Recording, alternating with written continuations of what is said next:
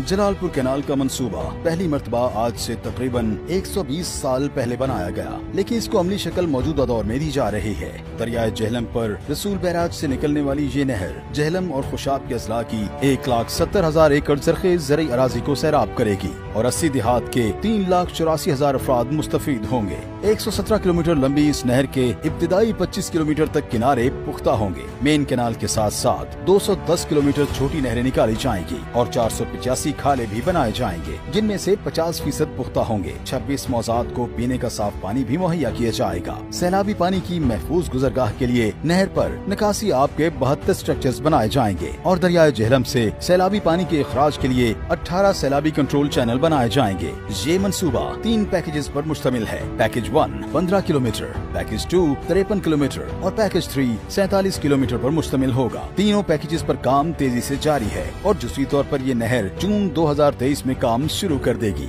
ये नहर जहलम और खुशाब में ज़रई तरक्की की नबीद साबित होगी। ये वो इलाका है जहाँ इससे पहले आबपाशी की सहूलत मयसर नहीं थी और किसानों का इन्हिसार सरासर बारिश के पानी पर था। जलालपुर कैनाल की तकमील से इस इलाके में खुशहाली और तरक्की का नया सवेरा फूटेगा।